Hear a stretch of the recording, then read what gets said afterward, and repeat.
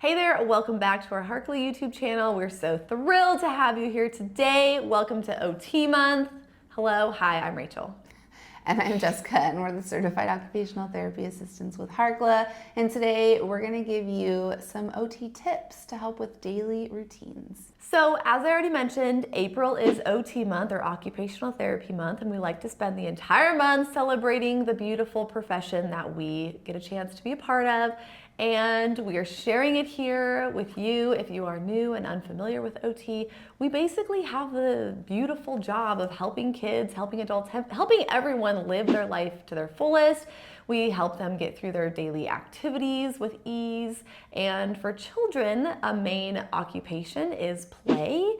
And we focus on that during our sessions. But today we're talking about routines because routines can be hard and daily activities can be challenging. And so we're going to give you some tips to make daily routines a little bit more successful. So the daily routines that our children typically will go through on a regular basis are things like getting up and getting ready in the morning, eating breakfast, getting dressed, maybe going to school or daycare for the day, coming home and having kind of that like afternoon routine, dinner time routine, and then bedtime routine. Those are the main daily routines that most children typically go through. And so the tips we're going to give you today can apply to any or all of them. Yep. So the first tip that we love to use for improving daily routine success is to use a visual schedule or a visual timer. Making it visual, helping kids understand that concept of time is really beneficial. Some people will use a countdown timer on their phones. There's a really simple app that we love that has a visual of a countdown using a sand timer, using a time timer. Just getting them familiar with this concept of time. We are going to the park in 10 minutes, so we need to make sure that we get our shoes on. Okay, there's 5 minutes left. We still need to get our shoes and socks on. Okay, we're gonna get out the door in 2 minutes. So, kind of working them through and helping them build those executive functioning skills, even as toddlers, helping them identify time management skills. It's a skill that we're gonna have to have for the rest of our lives. So let's start building it in toddlerhood and continue to grow on that. And then adding in a simple visual schedule along with the visual timer to help your child know this is the routine that I'm following. These are the 5 things I need to get done in the morning. And they can have some control over what order they do those routine activities in. So maybe they can choose if they want to eat breakfast first or get dressed first, so that they have some control, because oftentimes our children feel like they don't have any control over their day or their life. So using the visual schedule and allowing them to choose the order, maybe choosing what they have for breakfast, maybe choosing their clothes and their outfit for the day, gives them some of that control.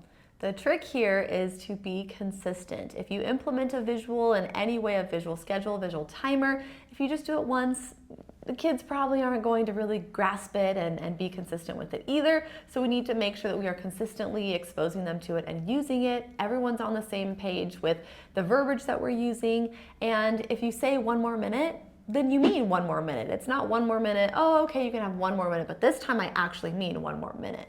That is really confusing for kids to grasp, so we need to make sure that we're being consistent and we're holding those boundaries and those expectations in a kind but positive and firm way. The next tip for helping with daily routines is to include sensory activities into these boring daily routines of getting dressed and eating breakfast or going to bed. We want to include a variety of sensory-based activities that help meet your child's sensory needs.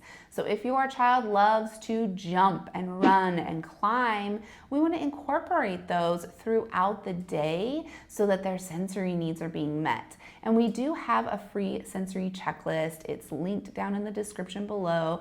You can fill that checklist out to kind of identify, oh, my child really seeks out these types of activities, but they don't really seek out these as much. And that can guide you as to which types of activities to add into the daily routine. The next one is to make sure that you are doing the sensory routines, you're doing the daily routines with your child instead of telling them, go do this, go do that. I'm gonna be over here. I'll see you later. Let's catch up. Include them in activities if they're young. Okay, we're gonna get dressed. We're gonna put our socks on together. We're gonna put our shoes on together. We're going to do animal hops all the way from the kitchen to the door before we leave. Do those activities with your child. Make it silly, make it fun, make it just a wild experience, because I feel like we all get so lost and caught up in rushing and getting out the door and busy, hustle, hustle. We need to just slow down, and we need to be present with our kiddos and do these routine activities together. We're a team, and we need to be a team unit together. The next tip is to get outside and add outdoor time into the daily routine. So we recommend getting outside first thing in the morning, even if it's just a quick walk around the block. It doesn't have to be a long, hour-long hike first thing in the morning, but just going outside with your child for a quick walk or play in the backyard for a couple of minutes as part of the daily routine to get that early morning sunshine, which helps set that circadian rhythm for the day, and then add in some afternoon and evening playtime outside as well. Being outside is grounding, especially if you're able to take your shoes off and really touch the ground with your bare feet. You're getting the natural light as the sun is starting to go down, which tells your brain, hey, it's almost time for bed. And this can actually really help promote sleep, especially if bedtime is a struggle. So add in that outdoor time to your daily routine in the morning and in the afternoon or evening. The next one has to do with our eating, feeding, mealtime routine. And we know that in toddlerhood, it's pretty common for littles to become picky eaters, but generally they move out of it. And as kiddos grow, we can see more picky eating. But we want to make sure that we are consistently exposing our kiddos to a variety of foods, a variety of textures, a variety of flavors, smells, all the things.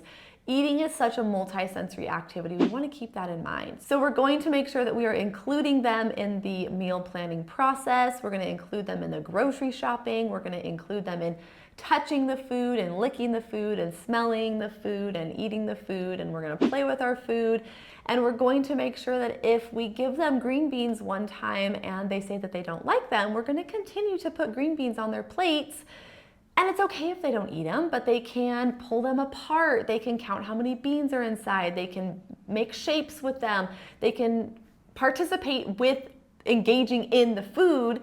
And once they kind of get the hang of how it feels, how it smells, how it looks, then they'll be more willing to eventually try it, lick it, kiss it, bite it, do all the things that we want them to do with food. So the goal here is to make sure that we are including them in our well-rounded sensory experience that is mealtime and feeding, and we're being consistent with exposing kids to foods 15 to 30 times before they're likely going to probably eat it. So keep it fun, keep it positive, and make sure that we are not forcing kids to eat things, and we are just keeping mealtime light.